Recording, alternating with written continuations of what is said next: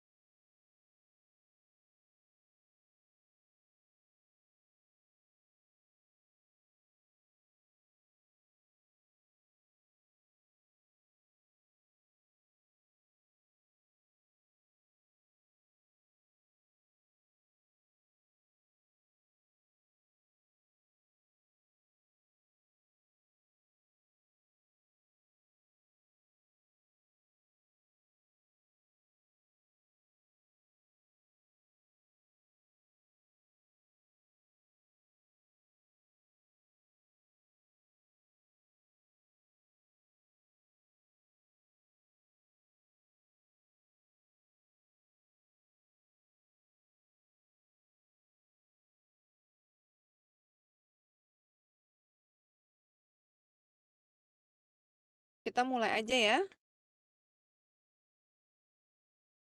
Oke, jadi di Iya, Bu. sini, jadi saya di sini mau mereview dulu pada walaupun misalkan saya sudah memberikan apa namanya tuh, oke, sudah memberikan video pembelajarannya gitu ya. Berarti saya itu dari analisis kuantitatif monokomponen senyawa obat cair itu belum ya? Dan juga sediaan padat dan semi padat, betul ya enggak ya? Untuk spektrofotometri UV-Vis dan spektrofluorometri, betul? Iya, betul, Bu. Oke, baik. Saya mengulas sedikit nanti, bila ada yang ingin, ditanyakan silakan karena videonya sudah ada gitu ya. Jadi seperti yang sudah di video pelajaran, yang saya sudah kirimkan menjelaskan bahwa bedanya sediaan cair, padat, semi padat untuk metode tertentu itu didasarkan hanya pada preparasinya saja. Tapi, alat yang digunakan adalah sama. Jadi intinya adalah bagaimana kita mengambil aktif compound, jadi, senyawa senyawa aktifnya gitu, yang ada dalam suatu sediaan, baik itu sediaan cair, padat, semi padat, untuk kita ambil itu senyawa aktifnya gitu ya, untuk nanti kita, analisa secara kuali ataupun kuanti, dengan menggunakan metode tertentu, yaitu ada spektrofotometri, UV visible, ataupun dengan spektrofluorometri. Kalau kalian ingat lagi kimia di analisis farmasi tuh kimia analisis, kalau dulu sih kimia analisis namanya. Pas kalian, analisis farmasi ya, jadi ada spektrofotometri, UV, bedanya dengan spektrofluorometri. Kalau fotometri berarti dia, adanya suatu interaksi antara senyawa uji dengan radiasi elektromagnetik yang akan menghasilkan suatu eksitasi nanti. Apabila, besarnya eksitasi itu sama dengan energi yang diberikan oleh rem, maka terjadi namanya proses absorpsi. Jadi, kalau spektrofotometri hanya absorpsi saja, kalau fluorometri, dia setelah dia tereksitasi, maka dia kembali ke keadaan ground state gitu kan, memancarkan suatu energi, ya. Jadi ada fluorescence, dia terpancar dia gitu, memancarkan energi gitu ya. Jadi untuk senyawa-senyawa yang kaku itu biasanya fluorometri. Jadi dia bisa berpendar, bisa memancarkan cahaya, memancarkan energi gitu. Jadi bedanya sediaan cair, semi padat, padat di sini ada berkaitan dengan preparasi sampelnya ya. Nah, di sini sediaan cair itu saya bedakan di sini ada solucio, ada sirup, ada eliksir dan seterusnya. Kalau solucio berarti kan sediaan obat cair yang mengandung, bahan padat dan cairan tercampur secara homogen dia ya. Jadi dia homogen, campurannya campuran homogen gitu. Sehingga biasanya preparasinya cukup hanya dengan pengenceran saja. Kalau misalkan di spektrofotometri UV ingat ada range untuk bisa terpenuhi hukum Lambert-Beer, di mana absorbansinya 0,2 sampai dengan 0,8 gitu kan. Sehingga untuk bisa dia pada range itu absorbansinya maka bisa kita lakukan pengenceran dengan, apa namanya, dengan pelawat yang sesuai. Ya, jadi, kalau sirup, nah sirup itu kan komposisinya, tersusun jadi sirup itu kan merupakan cairan kental ya, mendekati jenuh dengan konsentrasi gula sekian persen dia. Jadi, sirup itu mengandung bahan aktif, bisa jadi ada sirup yang mengandung bahan aktif itu sebagai ekspektoran, antitusif, antibiotika gitu kan ya. Nah, sirup ini pun juga preparasinya juga sama, bisa dengan jalan pengenceran saja gitu ya, karena dia terlarut di situ. Jadi dia hanya ada komponen gulanya yang banyak di situ gitu kan, 64 sampai dengan 66%. Ada juga yang dry syrup di sini. Nah, kalau dry syrup berarti nanti kita karena kita menggunakan spektro, jadi berupa cairan yang akan dimasukkan ke dalam kuvet untuk dimasukkan ke dalam, alat gitu ya, sehingga dicarilah pelarut yang mampu melarutkan, serbuk itu dengan sempurna. Jadi nggak boleh nanti ada partikel-partikel lain begitu, sehingga untuk mencegah terjadinya pembiasan. Oke, nah kalau misalkan tunggu, di sini kita ke sini aja langsung ya. Nah, di sini kalau misalkan emulsi, emulsi itu kan campuran 2 cairan ya, yang nggak saling campur. Emulsi itu bisa berupa air atau berupa minyak. di mana salah satunya melarutkan dalam jadi ya kalau misalkan oil in water berarti dia, minyak dalam air, sehingga bisa diencerkan hanya dengan air aja. Tapi kalau misalkan water in oil berarti air dalam minyak, berarti kita diencerkan dengan pelarut organik gitu, ya. Seperti itu. Kalau suspensi itu di sini ada. Nah, seperti larutan tadi ya, sorry. Ini kita ada membicarakan mengenai, bentuk sedan cair tadi kan, di mana yang di depan itu saya menjelaskan mengenai apa itu emulsi, apa itu suspensi, apa itu, solcio, nanti dibaca lagi. Jadi kita fokuskan kepada perbedaannya saja, yaitu untuk preparasinya. Seperti larutan untuk pemberian oral dan sirup gitu ya, di mana obat sudah terlarut dalam larutan dan terdistribusi secara merata. Preparasi sampel langsung dan biasanya hanya membutuhkan pengenceran saja. Nah, itu ya, membutuhkan pengenceran saja untuk yang sediaan cair. Tapi ada juga beberapa kasus yang mungkin dia terlalu encer, maka dia dipekatkan, bisa dilakukan pemekatan. Tapi kalau misalkan suspensi gimana? Oh, sebentar. Oke. Kalau suspensi, nah kalau suspensi di mana, zat aktif yang ada dalam suspensi, jadi seringkali terdispersi dalam partikel padat daripada dalam medium cair. Nah, biasanya kalau suspensi, kita bisa centrifuge dulu dia, ya, jadi pisahkan antara senyawa ujinya itu kan kalau dikocok dia akan terlarut ya. Tapi kalau misalkan dia, tidak dikocok maka dia akan ada endapan kan begitu. Itu bisa dengan jalan penambahan pelarut organik. Nah, kita kita sentrifuge bisa ke volume yang kecil atau kita bisa ekstraksi cair-cair dia, ya. Dengan pelarut organik dengan tujuan nanti, senyawa ujinya itu akan terdistribusi menuju ke pelarut organiknya gitu. Setelah diambil, fase organiknya baru kita uapkan, baru nanti kita encerkan lagi dengan menggunakan pelarut yang sesuai. Jadi intinya mengambil dulu senyawa ujinya itu dari, eee, fase cair pada suspensinya gitu. Jadi itu kalau yang, berupa sediaan cair. Ya, seperti itu. Nah, kelarutan, zat aktif dalam organik harus cukup untuk memastikan kelarutan yang sempurna. Beberapa eksipien ya kadang-kadang kan ada eksipiennya tuh di suspensi ataupun di sediaan yang lainnya.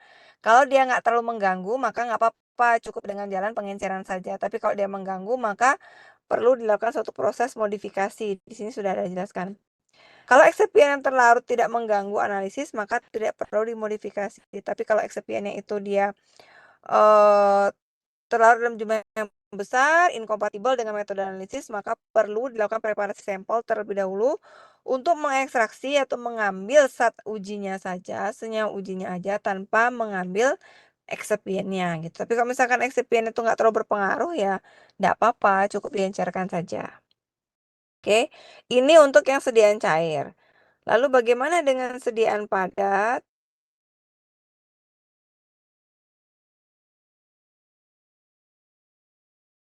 Kalau sediaan padat juga sebenarnya sama aja ya, gimana caranya, sama kayak misalkan kita ingin mengekstraksi, atau menetapkan paracetamol dalam tablet paracetamol berarti apa dulu? Tabletnya digerus dulu kan, digerus, dihomogenkan dulu, lalu kita ambil kesetaraannya, lalu kita apa? Larutkan. Larutkan dengan pelarut yang sesuai yang mampu mengambil hanya hanya parasetamolnya saja. Jadi kita harus mencari bagaimana karakteristik fisika kimia dari senyawa ujinya. Apakah dia larut dalam metanol, apakah dia larut dengan pelarut yang lainnya, sehingga itu yang perlu diperhatikan gitu. Semi padat biasanya berupa basisnya adalah, lemak kan, misalkan kayak pasta, krim. Nah itu juga kalau dia tadi oil in water gitu ya, oil in water berarti bisa diencerkan aja dengan air, disentrifugasi, nanti diambil fase airnya. Cuman kalau fase air kan jadinya, nggak bisa kita pekatkan kan agak lama dia, atau bisa juga ditambahkan dengan suatu organik juga boleh. Oke. Ini sudah saya jelaskan spektrofotometri, jadi prinsipnya kalau spektrofotometri kenapa kita menggunakan metode spektrofotometri, karena dia memiliki kromofor, maka dia bisa dibaca di spektrofotometri UV.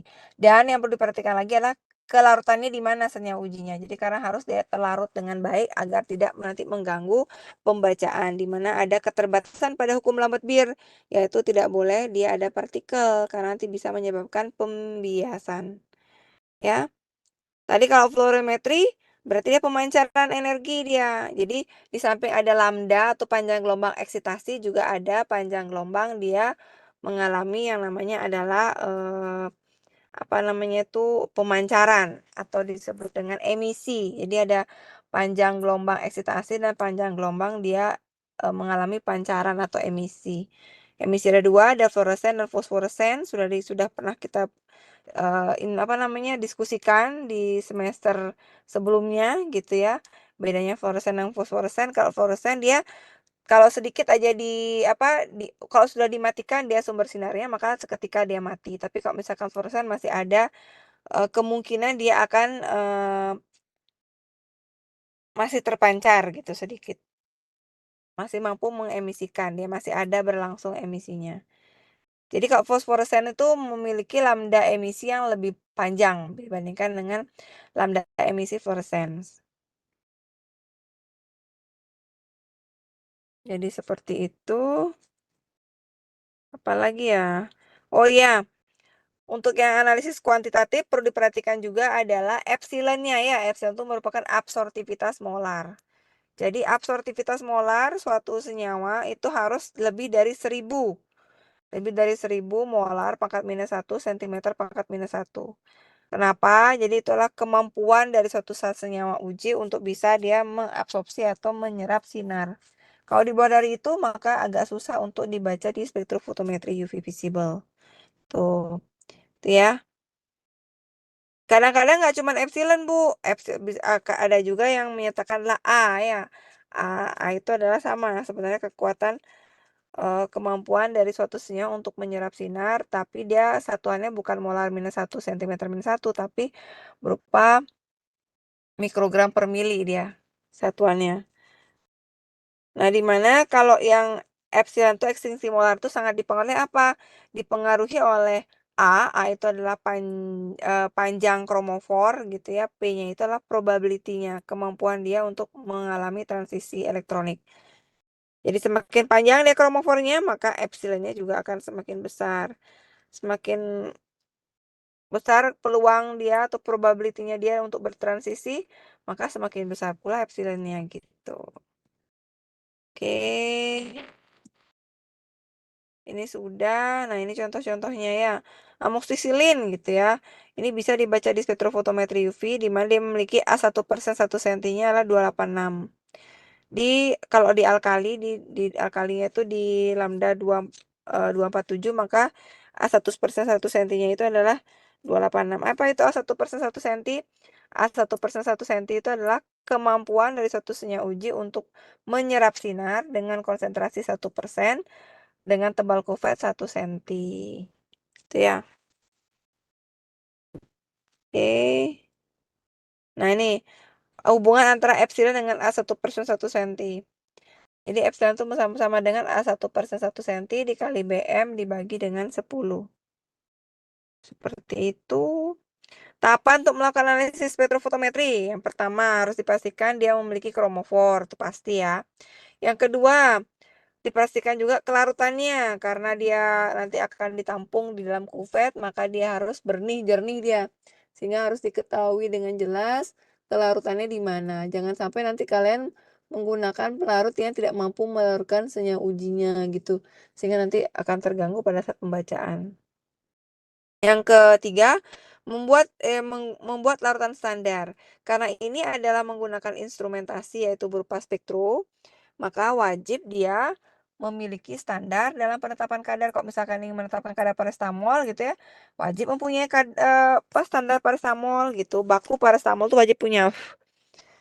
Apakah nanti dengan cara menghitung dengan menggunakan kurva kalibrasi, multiple point kalibrasi, atau bisa juga hanya menggunakan satu aja jadi menggunakan single point, jadi hanya satu poin kalibrasi saja. Itu juga mungkin. Jadi tergantung sekarang um, apa namanya tujuan dari penelitinya seperti apa. Lalu yang keempat, setelah punya lorem standar, maka kita harus menentukan panjang gelombang maksimumnya. Karena pada panjang gelombang tersebutlah dia eh, menghasilkan absorbansi maksimum, jadi di situ yang menghasilkan kesalahan yang relatif kecil. Di situ yang paling sensitif. Sedikit aja berubah konsentrasi, maka absorbansinya pun juga berubah gitu. Di situ yang paling sensitif untuk yang panjang gelombang maksimum. Lalu yang kelima, membuat kurva kalibrasi kalau metode yang digunakan multiple point kalibrasi. Lalu kita bisa menentukan berapa kadar sampel. Apabila dengan multiple point kalibrasi berarti Y sama dengan BX plus A, di mana Y-nya itu kita ganti absorbansi dari sampel, sehingga kita bisa mendapatkan nilai X-nya, kadar sampel. Kalau dia single point ya dengan membandingkan saja cukup dengan perbandingan ya. Ya, saya kira itu. Nanti preparasinya silakan dibaca kembali. Sudah ada semua semi padat, misalkan krim salep gitu ya, oral tablet akan padat non oral misalkan suppositoria, sehingga harus diapakan dulu, dia didispersikan artinya dihaluskan, digerus dulu dia gitu, dihomogenkan, dispersikan dahulu untuk memudahkan nanti pelarutan obat dengan menggunakan pelarut yang sesuai gitu. Itu kira-kira. Nah, ini sudah ada keterangannya, terus tinggal dibaca saja. Saya kira itu ya. Silakan ada pertanyaan mungkin. Oh, ini tadi. Kalau yang A1/1 cm, kadang-kadang kan ada tuh tadi, misalkan amoksisilin tadi ya. Berapa nilai A1/1 cm-nya? Misalnya adalah 290 A gitu. Apa itu A kecil tuh maksudnya? A itu mengindikasikan, menandakan bahwa nilai dari 290 tadi, nilai dari A1/1 cm itu merupakan rata-rata nilai dari beberapa laporan. Jadi on several reported figure, all of which dengan SD-nya itu plus minus 10%. Itu kalau yang A. Kalau yang maknanya B, B itu berarti mengindikasikan hanya dihasilkan oleh satu research atau penelitian saja. Dan belum diketahui bagaimana keterulangannya, belum tahu. Kalau C, di mana dia dihasilkan dari beberapa report, juga beberapa penelitian dengan SD-nya itu adalah di atas plus minus 10%. Kalau tadi di bawah 10 plus minus 10%, kalau ini di atas 10%. Teknik kuantifikasi, nah di sini tadi ada ya. Nah, ini membandingkan bisa dengan menggunakan satu spot aja. Jadi single point kalibrasi. Kalau yang multiple point berarti menggunakan berbagai macam menggunakan variasi konsentrasi. Ingat, kalau multiple point kalibrasi syaratnya adalah tidak diperkenankan dia adanya ekstrapolasi. Ya, nggak boleh tidak diperkenankan untuk ada ekstrapolasi. Artinya dia mengukur sinyalnya itu tidak boleh di luar dari kurva kalibrasinya gitu. Kalau dia di luar kurva kalibrasi berarti tidak sesuai, sehingga harus apa? Diencerkan sampelnya gitu. Kalau nggak bisa mengencerkan sampel, bisa dengan membuat variasi konsentrasi yang baru agar agar sampelnya itu berada pada range kurva kalibrasi. Oke, itu saja mungkin ya yang bisa saya jelaskan. Saya buka sesi tanya jawab dulu. Silakan bila ada.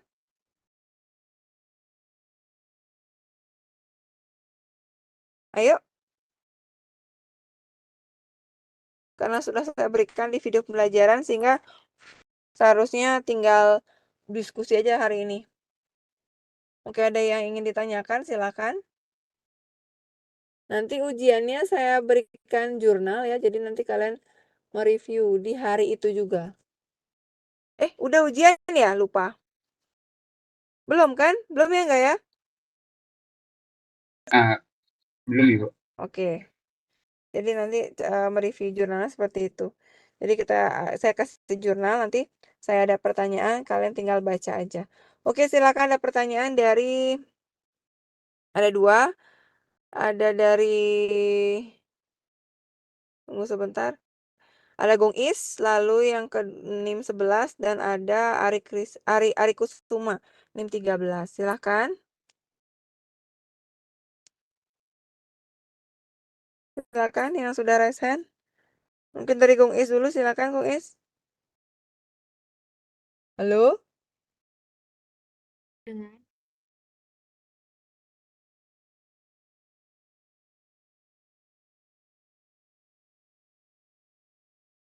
Halo?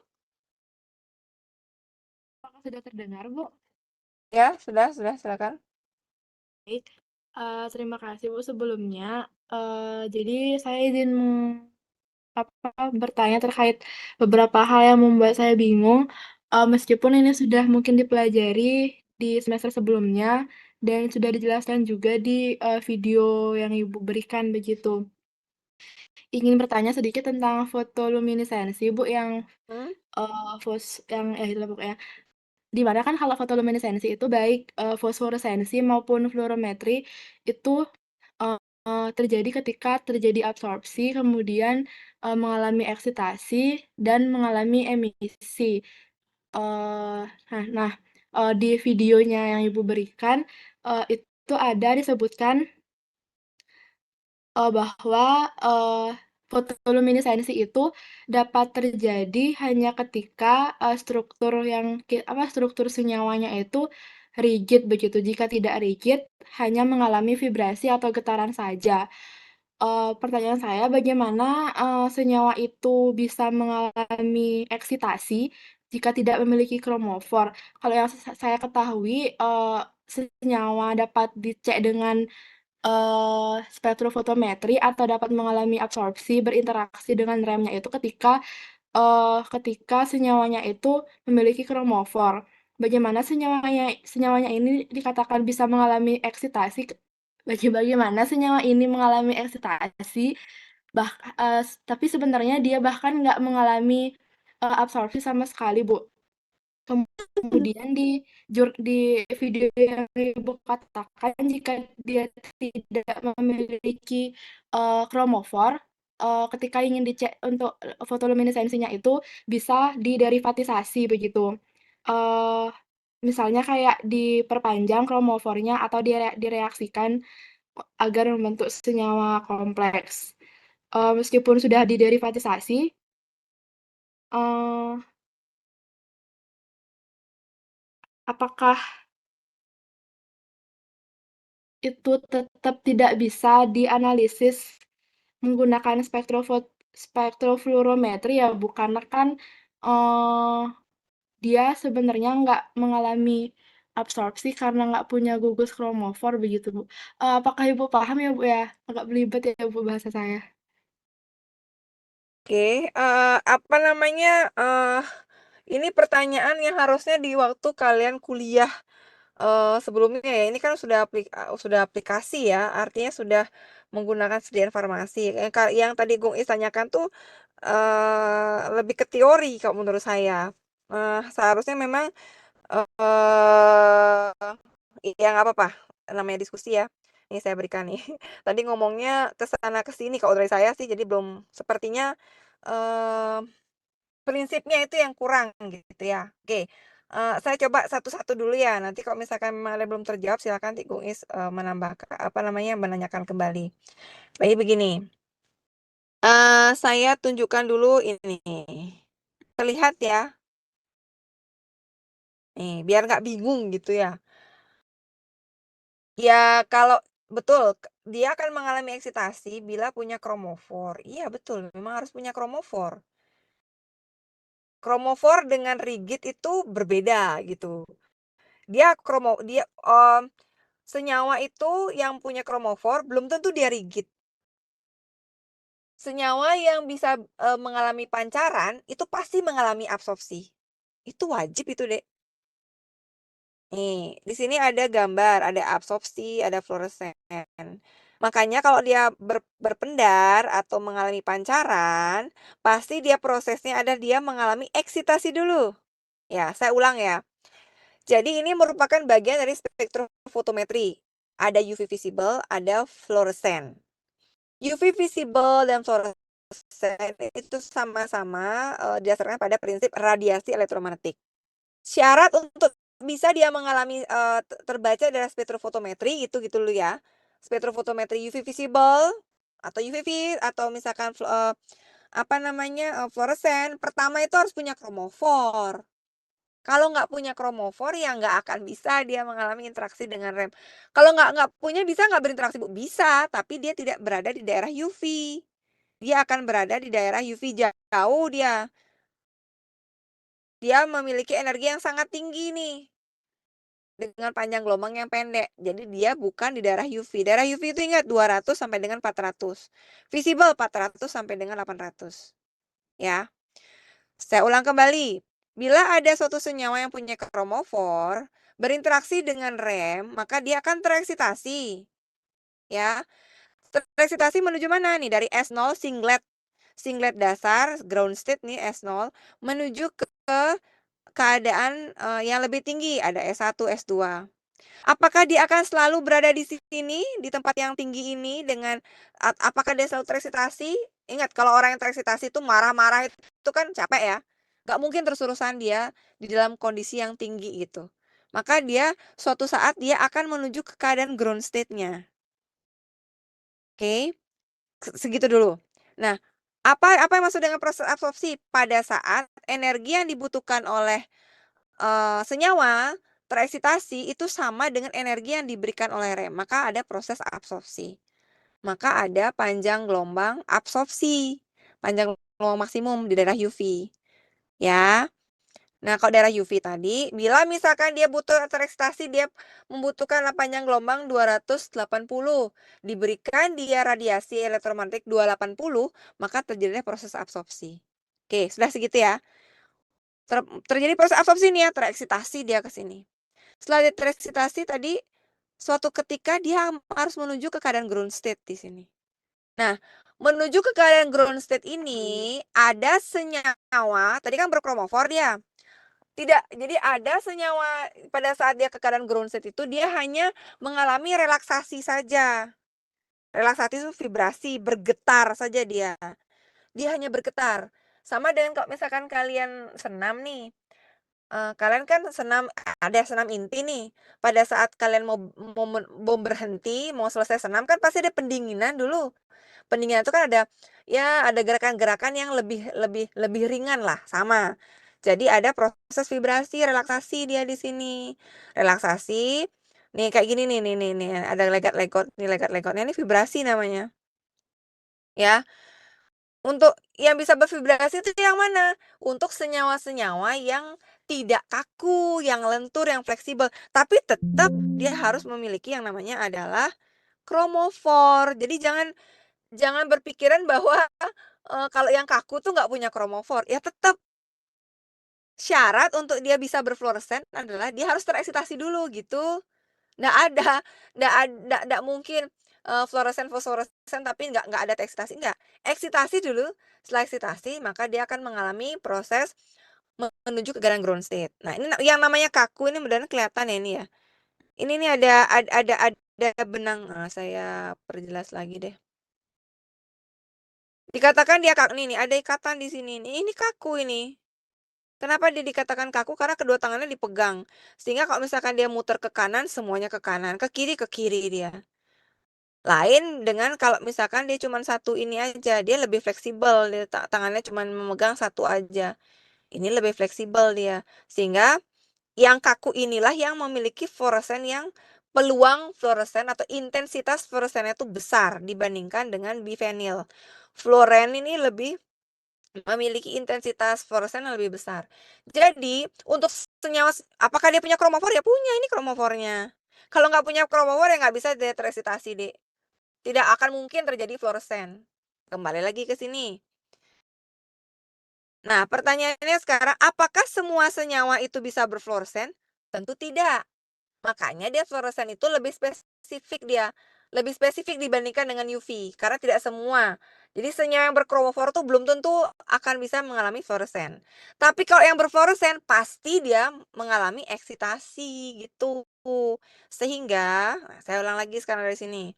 Ini harusnya udah apa pada saat kuliah kuliah sebelumnya ya ini ya, saya mengajarkan dasar ini masih. Jadi tidak pemanfaatannya ya, tidak ke analisis sediaan namanya ini, tapi it's okay lah. Yang namanya sesi diskusi sekarang kan. Jadi, kalau misalkan dia tidak kaku, dia itu fleksibel, otomatis pada saat dia di sini posisinya, dia akan mengalami relaksasi, gini aja, sampai ke keadaan ground state. Otomatis tidak terjadi yang namanya proses emisi. Tapi, kalau dia kaku gitu ya, strukturnya, maka kalau dia mengalami internal conversion atau konversi internal ya, jadi kalau misalkan ini kan bervibrasi sedikit. Nah, setelah dia bervibrasi apa yang dilakukan? Karena dia kaku, dia nggak bisa bervibrasi lama-lama. Nggak bisa bervibrasi, maka apa harus dilakukan dia untuk kembali ke keadaan ground state? Otomatis dia akan mengeluarkan energinya, memancarkan energinya langsung. Muncullah dia berupa pendaran gitu, nah, lambda emisi itu selalu dia lebih panjang dibandingkan dengan lambda eksitasi. Saya ingatkan lagi, fluoresen atau fosforesen pasti dia memiliki dua lambda eksitasi dan lambda emisi. Kalau yang dia hanya spektrofotometri UV, jadi dia tereksitasi tapi belum tentu dia mengalami fluoresen karena tergantung dari strukturnya kaku atau tidak. Nah, bedanya fluoresen dengan fosforesen, kalau dia fosforesen, dia mengalami intersystem crossing namanya. Yang dulunya dia adalah berbeda arah, dia nanti searah ini spinnya. Dia mengalami intersystem crossing, dia spinnya searah, otomatis dia memiliki lambda emisi yang lebih panjang lagi untuk fosforesen gitu. Gitu ya, paham ya? Jadi sama dengan gini. Ah, ini nih, saya contohin lagi di sini di ini saya ya, di perkuliahan saya nih. Ini namanya deaktivasi, Dek. Deaktivasi itu jadi setelah dia mengalami eksitasi molekul itu, maka apa yang akan terjadi? Maka dia akan mengalami pengenduran vibrasi, ini namanya tadi bervibrasi dia, bisa mengalami internal conversion, bisa mengalami intersystem crossing, atau kalau dia itu kaku gitu ya, kaku berarti dia nggak bisa bervibrasi, maka semua energinya itu kan dia keluarkan berupa pancaran, sehingga untuk bisa mencapai keadaan ground state berupa fluoresan-fosforesen. Begitu kira-kira Gong Is, bisa dipahami? Ada yang belum terjawab kah? Sudah, Bu. Sebenarnya, kebingungan saya karena saya kira kromofor itu sama dengan rigid begitu, Bu, makanya saya bingung. Nah, Tapi setelah makanya dijelaskan dicek. saya sudah paham, Bu, sekarang. Rigid itu artinya kaku, Dek, bukan kromofor. Beda itu, konteksnya beda. Makanya dibaca-baca lagi materinya ya. Sebelum ditanyakan tuh dibaca dulu gitu. Ya, kromofor itu adalah gugus fungsional yang bertanggung jawab terhadap penyerapan sinar. Struktur rigid itu artinya struktur yang kaku, nggak bisa dia. Jadi kaku dia, nggak fleksibel. Itu. Ya, dibaca makanya jangan cuma didengerin video pembelajaran saya, dibaca lagi buku Ganjarnya. Di Ganjar tuh ada semua loh. Kalau malas pakai bahasa Inggris, silakan dibaca bahasa Indonesianya, di Ganjar ada. Sudah, saya persilakan lagi, ada yang bertanya?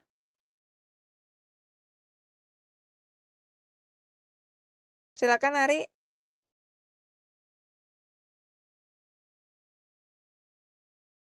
Ya Bu, apakah suara saya sudah terdengar? Ya, silakan. Baik Bu, saya memiliki 3 pertanyaan dengan 3 topik berbeda. Yang pertama itu saya ingin bertanya terkait dalam video Ibu menjelaskan seberapa penting kita menetapkan panjang gelombang maksimum. Nah, untuk topik penetapan panjang gelombang maksimum ini ada 4 pertanyaan Bu, sederhana saja. Jadi ini karena kita mengalami secara teknis juga, yang pertama itu terkait ini,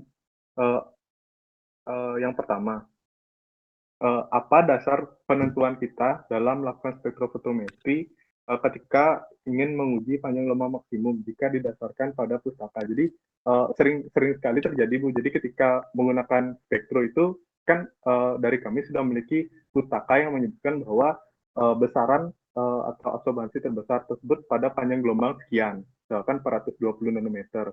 Namun ketika di lapangan kami melakukan pengecekan panjang gelombang maksimum itu berbeda.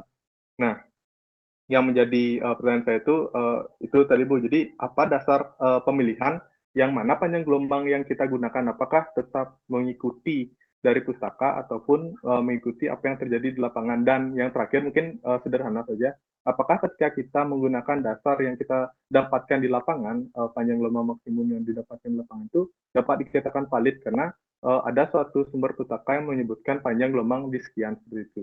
Itu yang pertama Bu untuk panjang gelombang maksimum. Tunggu, jangan kamu banyak-banyak bertanya. Saya ini satu-satu dulu. Saya Oke. kembalikan lagi, Ari. Ini pertanyaan yang menurut saya itu sudah ada jawabannya loh. Coba yang lain bisa jawab nggak? Kalian semester semester berapa sekarang? Udah semester 6 loh. Ini pertanyaannya nih harusnya ditanyakan sebelumnya nih. Ini semester 6 loh, masa nggak bisa jawab? Saya berkali-kali loh udah jelasin loh. Sekarang tanggal 20, NIM 20. Ayo Kak Yunita jawab. Halo, ya baik Ibu. Jadi mungkin dari pertanyaan Ari, panjang gelombang, terjadi perbedaan panjang gelombang yang ada di pustaka dan di lapangan seperti itu kurang lebih. Dari yang kemarin-kemarin mungkin kalau dari pendapat saya sendiri mungkin Ari ingin melihat dari pandangan Ibu, tapi dari pandangan saya mungkin lebih disesuaikan dengan yang terjadi di lapangan karena kan jika kita menelusuri berdasarkan pustaka, belum tentu alat yang digunakan pada saat di pustaka dan alat yang digunakan pada saat kita menggunakan itu sama. Sehingga kita tidak bisa hanya berpaku pada pustaka seperti itu, Ibu, menurut pendapat saya. Terus yang digunakan yang mana?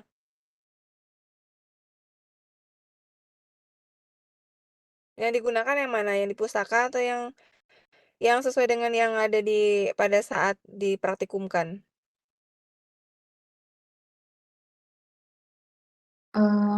Kak, bagi saya mungkin yang di saat dipraktikumkan, Bu, karena dari beberapa kali juga percobaan pada saat praktikum, ketika kita menggunakan pustaka hasilnya kurang tepat seperti itu.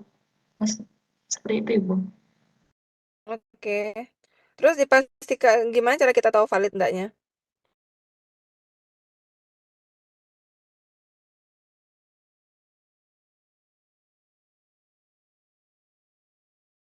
Gimana Yunita? Atau NIM 26 deh sekarang 20 tambah 6. Ayo NIM 26. Ada NIM 26? Ada Ibu. Ya, gimana?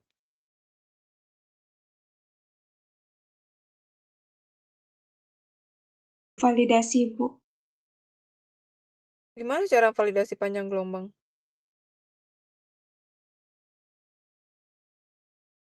Izin coba menjawab Ibu, mohon maaf Ya. jika salah. Ya. Jadi menurut saya yang ada di pustaka itu adalah gabungan dari beberapa kali kita melakukan percobaan gitu Ibu. Jadi nanti karena misalnya di suatu negara itu dicoba beberapa kali dan dihasilkan panjang gelombang itu untuk suatu senyawa itu rentangnya bedanya tipis-tipis begitu Ibu. Kemudian rentang itulah yang kemudian dibulatkan dan dimasukkan di pustaka seperti itu. Dan kalau kita melakukan di praktikum, seingat saya itu juga rentangnya tidak terlalu berbeda jauh dengan yang ada di praktikum. Tapi karena kita menyesuaikan dengan alat juga, maka kita menggunakan panjang gelombang yang sudah dicari di waktu praktikum tadi seperti itu. Enggak, itu jawab. Saya nanya validasinya gimana caranya. Tadi kan udah dijawab itu yang untuk yang NIM 20. Enggak. Kalau yang menurut saya itu nanti hasilnya nggak terlalu berbeda signifikan seperti itu Ibu. Tapi kalau misalnya didapat panjang gelombangnya berbeda sangat jauh, misalnya 10, itu tandanya ada yang salah dengan alatnya mungkin, atau mungkin dari bahannya sendiri yang memang bukan bahan yang kami mau, seperti itu menurut saya Ibu. Oke. Oke. Ari, ini pertanyaannya bener-bener loh. Saya tuh masa kayak gini sih? Saya udah berkali-kali loh saya sudah jelaskan kan bahwa dalam suatu penetapan kadar itu wajib menentukan panjang gelombang. Pertama, dipastikan ada kromofor. Kedua, ada panjang gelombang. Terus kenapa sih, Bu, kalau pakai kita acuan literatur, terus sementara beda? Ya memang begitu. Kan saya sudah berkali-kali mengatakan, alat yang digunakan sama nggak? Enggak. Pelarutnya misalnya, untuk pelarut yang berbeda, misalkan yang di pustaka menggunakan pelarut metanol, yang di sini kita menggunakan air sudah tentu pasti akan berbeda karena itu akan mempengaruhi itu akan menyebabkan terjadinya pergeseran pastinya. Ingat ada pelarut dan juga pH itu bisa mempengaruhi pergeseran. Ada batu kromik, ada namanya hipsokromik. Ingat lagi loh. Kalaupun misalkan sama, kadang-kadang juga ya agak berbeda sedikit. Kenapa? Karena pelarut yang digunakan itu mungkin ya berbeda.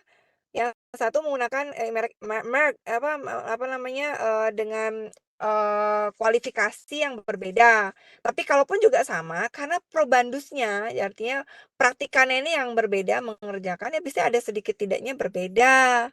Sehingga tidak kita menggunakan literatur, tapi ya kita gunakan yang pada saat kita mengerjakan itu, pada saat di lapangan. Untuk validasi, ya dipastikan, diulang coba, dilakukan pengukuran, di-scanning sekali, 2 kali, 3 kali, kalau hasilnya sama ya berarti memang betul. Yang jelas dipastikan bahwa kita harus punya standar, itu pentingnya. Standarnya pun juga nggak sembarangan. Sebaiknya tuh menggunakan standar yang sesuai, yang baku pembanding farmakope Indonesia. Tapi kalau kita praktikum, ya nggak usah pakai BPFI, cukup kita menggunakan baku misalkan adalah working standarnya saja. Tapi working standar pun juga kita susah. Jadi biasanya kalau di pabrik itu bisa menggunakan working standar. Ini pertanyaan yang menurut saya tuh nggak usah harusnya ditanyakan lagi. Ini berkali-kali saya tanya, saya sudah jelaskan. Ya memang wajib kita melakukan pengujian, artinya scanning panjang gelombang, tidak bisa kita menggunakan literatur. Karena literatur dengan yang kita kerjakan tuh pasti ada sedikit berbeda, baik itu alatnya, pelarutnya, ataupun probandusnya berbeda, tapi tidak berbeda terlalu jauh. Gitu kira-kira, Ari. Oke, baik Bu. Jadi memang saya di sini izin berdiskusi seperti itu dengan harapan saya memang ada ketegasan dan juga mungkin menjadi pengingat juga bagi teman-teman seperti itu. Oke, terima kasih untuk konfirmasinya kembali Bu. Sebenarnya sudah berkali-kali benar seperti yang Ibu sampaikan, sudah berkali-kali Ibu sampaikan bahwa seberapa pentingnya kita melakukan penentuan panjang gelombang maksimum dalam melakukan spektrofotometer pertama kali. Oke, mungkin saya lanjutkan Bu untuk pertanyaan diskusinya Bu. Saya juga ingin bertanya terkait standar internal yang Ibu jelaskan di video. Jadi di video sudah Ibu jelaskan bahwa standar internal ini lebih mengacu pada suatu upaya atau preparasi yang mungkin rumit sehingga dapat terjadinya suatu pengurangan dari terdapat pengurangan suatu konsentrasi sampel yang digunakan, sampel kesenaran yang digunakan. Nah, dari sana saya izin bertanya Bu. Jadi Ibu sebelumnya menyebutkan adanya penggunaan standar internal ini kan menggunakan suatu standar yang menyerupai sampel yang kita gunakan. Nah, namun dalam pengukuran nantinya itu yang dibandingkan itu adalah besaran absorbansi dan juga konsentrasi. Sedangkan dalam grafik yang Ibu tampilkan di PPT itu, mohon maaf kalau saya yang salah mengartikan, itu dituliskan atau Ibu menjelaskan itu konsentrasinya tetap. Namun Ibu menjelaskan akan terdapat adanya perubahan konsentrasi akibat perlakuan. Nah, yang saya izin tanyakan di sini, standar tersebut apakah ikut dilakukan perlakuan dan jika dilakukan perlakuan bukankah akan terdapat perbedaan konsentrasi? Nah, namun jika sebelumnya Ibu menjelaskan konsentrasinya akan bersifat tetap atau absolut, itu bagaimana Ibu? Mohon maaf, mungkin saya salah mengerti seperti itu, Bu. Oke. Kapan kita menggunakan standar internal, Ari? Jadi seperti yang Ibu jelaskan, kapan itu adalah ketika terjadi suatu preparasi sampel yang lumayan panjang, contohnya menggunakan metode HPLC seperti itu, Bu. Karena kemungkinan akan terdapat pengurangan konsentrasi dalam proses preparasi tersebut. HPLC dengan preparasi itu hal yang berbeda ya. Preparasi sampel ternyata penanganan sampel sebelum dia dibaca. HPLC itu merupakan alat yang digunakan untuk nanti analisis kualitatif kuantitatif. Ya, preparasi itu artinya penanganan sampel sebelum dia nanti dimasukkan ke dalam suatu alat. Tujuannya kita preparasi untuk mencegah agar nanti tidak, artinya masih banyak ada kandungan-kandungan di luar dari senyawa aktif. Jadi crude masih dia. Jadi misalkan bayangkannya misalkan adalah sirup gitu ya, sirup yang masih ada campurannya banyak. Kalau kita nggak preparasi, ya nanti akan menyebabkan kalau misalkan kita menggunakan HPLC, ya tersumbat dia gitu. Preparasi itu bukan menggunakan HPLC-nya, tapi preparasi itu di luar HPLC gitu ya. Preparasi itu adalah suatu penanganan sampel agar nanti yang diharapkan itu kita bisa mendapatkan senyawa yang lebih murni. Jadi senyawa ujinya saja tanpa dengan meninggalkan eksipien, apa namanya, senyawa-senyawa pengganggu lainnya tuh dihilangkan. Nah, proses preparasi itu ada yang panjang, ada yang pendek. Kalau preparasi misalkan hanya mengekstraksi itu juga preparasi namanya, tapi kan cepat hanya melakukan ekstraksi. Tapi ada proses yang terlalu panjang nih preparasinya. Sehingga ditakutkan apa kalau terlalu panjang nanti banyak ada apa namanya senyawa-senyawa uji yang tertinggal di sana gitu. Jadi gimana cara kita mengkoreksi takutnya masih banyak ada senyawa-senyawa uji yang tertinggal pada saat preparasi. Preparasinya panjang banget nih. Dari setelah ekstraksi, terus dia dilakukan dari SPE lagi, ekstraksi dengan solid phase extraction. Habis itu lagi dipanaskan, lagi dia dilakukan satu derivatisasi misalkan kayak tadi. Agar dia bisa terbaca di darah UV, maka dia diderivatisasi untuk menghasilkan kromo. Itu kan panjang sekali. Nah takutnya nanti pada saat dari A sampai perjalanan sampai Z ini masih banyak yang tertinggal di situ saat ujinya. Sehingga pada saat kita ujikan ternyata didapatkan misalkanlah 10 ppm, tapi ternyata sebenarnya nggak 10 ppm, bisa aja 15 ppm. Nah, 5-nya kemana? Tertinggal dia pada saat preparasi. Maka kita butuh melakukan, ya kita menggunakan internal standar untuk nanti mengkoreksi berapa kehilangan di sana. Gitu. Internal standarnya itu tidak boleh menggunakan standar yang sama. Karena kenapa dikatakan internal? Kan dimasukkan ke dalam sistemnya. Dimasukkan ke dalam sampelnya gitu. Kalau jadi internal standar itu adalah yang berbeda dengan senyawa ujinya, tapi memiliki kemiripan karakteristik fisika kimia yang sama. Misalkan kalau kita ingin menetapkan kadar teofilin, berarti kita bisa menggunakan di situ teobromin misalnya, atau bisa menggunakan kafein internal standarnya gitu. Nah, terus gimana cara kita melakukan penghitungan internal standar? Di sini kita kan membuat kurva kalibrasi ya. Tujuan kurva kalibrasi untuk menetapkan kadar nanti ya. Untuk penetapan kadar. Oke. Lalu untuk membuat kurva kalibrasi ini maka dibuatlah variasi sama dia variasi konsentrasi C1, C2, C3, C4 ini adalah variasi konsentrasi dari senyawa uji standar. Ya, standarnya ya, bukan sampel, standar. Misalkan kita ingin menguji teofilin, berarti ini teofilin 1, 2, 3 semakin tinggi dia C1 ke C4 ini berarti konsentrasinya berbeda-beda nih. Misalkan di sini ada 1 ppm, 2 ppm, 3 ppm, 4 ppm. Ini adalah konsentrasi dari standar senyawa uji. Lalu kita tambahkan di sini. Di standar ini kita tambahkan internal standar. Ya. Jumlah internal standarnya itu adalah sama. 1 ppm, 1 ppm, 1 ppm, 1 ppm. Dimasukkan ke sana. Lalu nanti penghitungannya sebenarnya kalau misalkan yang betul itu jadi bisa kita menggunakan langsung standar itu langsung kita baca atau kita bisa membuat satu simulasi. Jadi standar ini kita lakukan preparasi juga sama. Jadi yang baik itu yang mencerminkan itu kan sama dilakukan preparasi juga ini standarnya walaupun dia standar tapi kita lakukan preparasi juga sama. Oke. Kita buat nih. Tapi di awal tuh sama dia internal standar cuma 1 ppm, 1 ppm, 1 ppm, 1 ppm. Ini tapi 1, 2, 3, 4. Dah, ini dicampur. Lalu dilakukan preparasi sampai dilakukan suatu penetapan kadar dengan menggunakan HPLC tadi. Dimasukkan dengan alat HPLC, didapatkan sinyal, gitu ya. Oke. Sinyalnya nanti adalah yang di sini yang kurva kurva kalibrasi di sini dia terpisah nih. Jadi nanti C1, C2, C3, C4, lalu ini internal standar, nanti akan didapatkan, jadi nanti betul, nanti untuk yang HPLC, betul tadi dia dicampur, kalau misalkan HPLC, dari HPLC itu kan nanti muncul kan, karena dia theophylline dengan kafein itu dia berbeda, otomatis dia akan menghasilkan kurva ataupun puncak atau peak yang berbeda, retensi time-nya berbeda. Nih retention time-nya berbeda. Oke. Nah, di sini kurvanya itu akan menghasilkan AUC tadi, area under curve.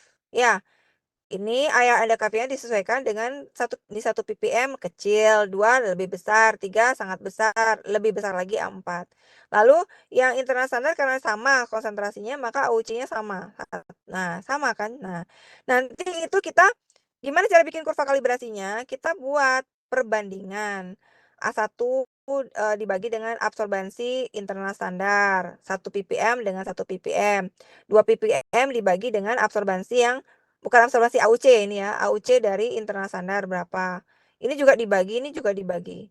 Jadi akan didapatkanlah berupa kurva kalibrasi Y sama dengan BX plus A. Y-nya itu apa? Y-nya itu adalah perbandingan AUC dari standar berbanding dengan AUC-nya internal standar.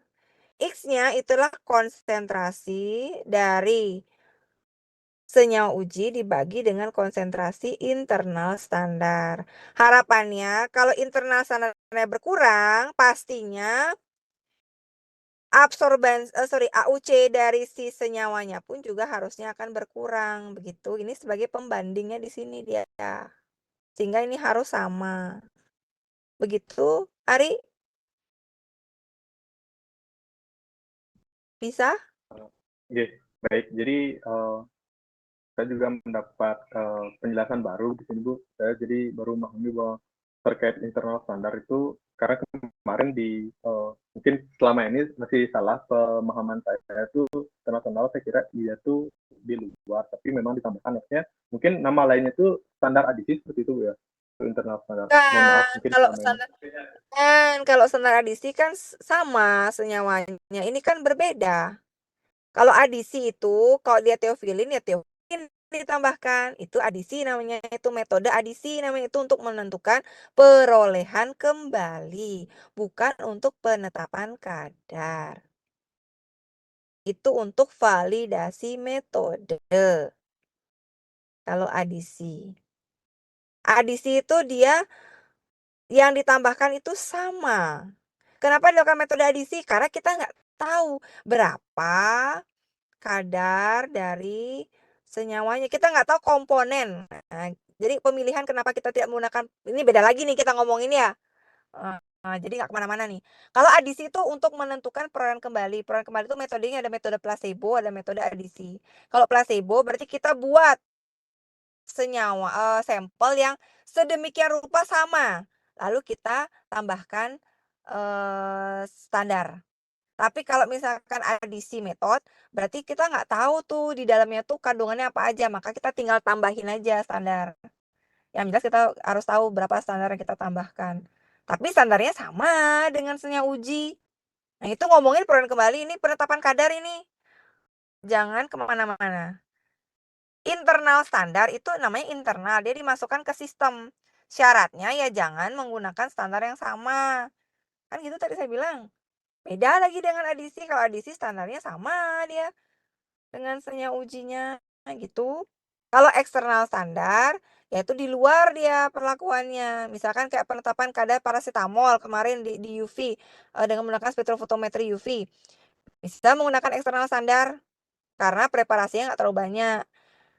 Eksternal ya berarti terpisah dia dari sampelnya. Kita di luar dari sampel. Jadi standarnya sama, paracetamol ya standarnya paracetamol. Tapi kalau internal standar, pasti standarnya itu berbeda, tapi memiliki karakteristik yang mirip dengan senyawa ujinya. Gitu, Dek. Gimana, Ari? Bisa?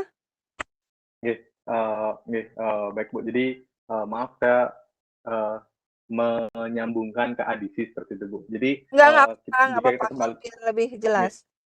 jika kita kembali ke standar internal seperti itu, Bu. Jadi kan pertanyaan saya yang masih saya bingung tadi itu terkait kenapa dibilang konsentrasinya itu tetap, dan Ibu sudah menjelaskan. Jadi sepemahaman saya dari penjelasan Ibu itu konsentrasinya memang tetap karena itu adalah satu standar yang ditambahkan seperti itu, Ibu.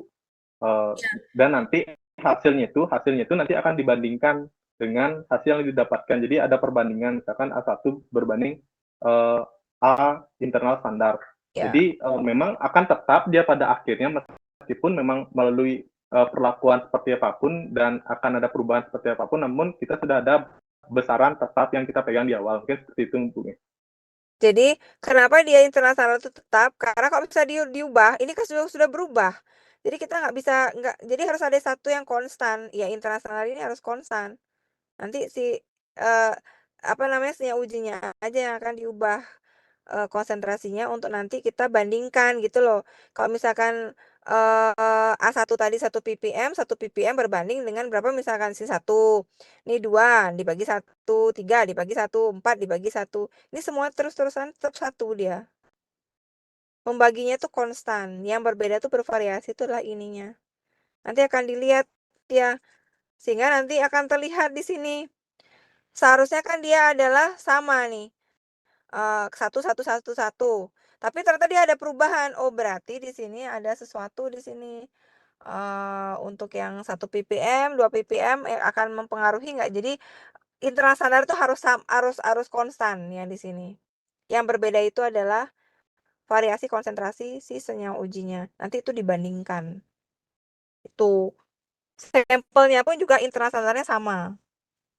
Sehingga nanti kalau misalkan dapat Y-nya itu adalah hasil dari AUC dari sampel dibandingkan dengan AUC dari internal standar. Kan dapat tuh Y-nya berapa? Nanti dapat X. X-nya itu adalah merupakan konsentrasi dari senyawa uji dibanding konsentrasi internal standar. Sehingga konsentrasi senyawa uji itu sama dengan konsentrasi internal standar dikalikan dengan sinyalnya gitu. Tunggu ya, saya ada telepon ya, tunggu sebentar.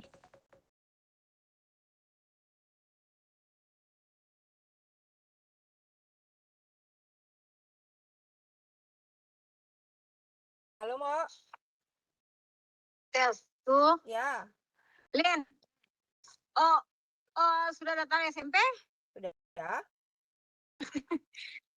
Tadi ada Tante Linda. Tadi temannya Mbok bilang anaknya dokter, ada anaknya dokter Ratna kan, terus dia bilang kan dulu SD BPS. Ngabo kone piagam LKTI, dia kan daftar nggak online, daftar ke sekolah.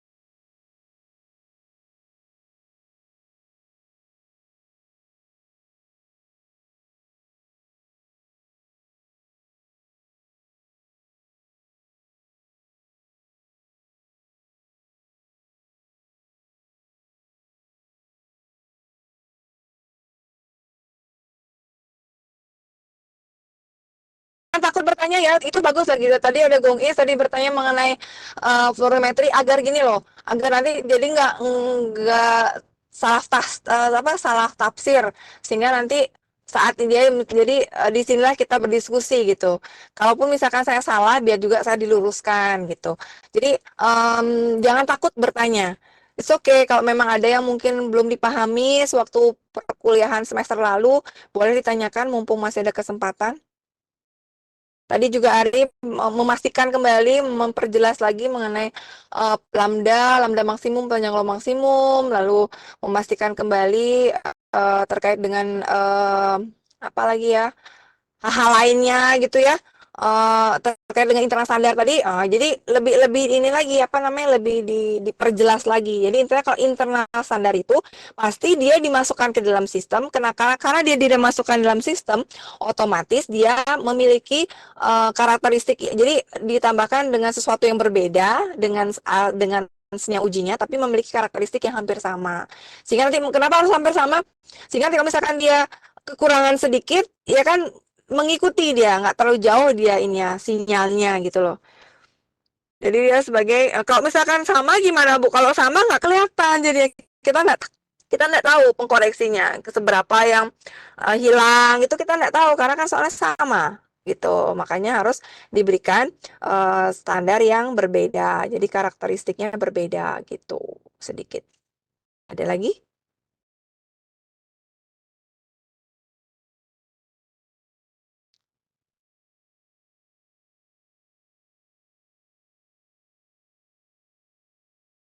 Mungkin dari Ari dan dari Bung Is tadi sudah cukup, dan dari teman-teman sudah ada lagi, mungkin bisa sudahi untuk diskusi.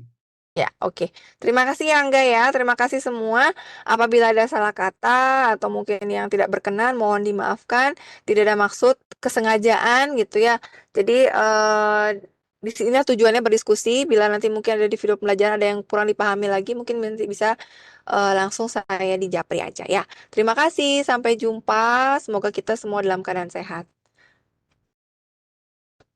Terima kasih, Terima kasih, Bu. Ya, terima kasih. Sampai jumpa.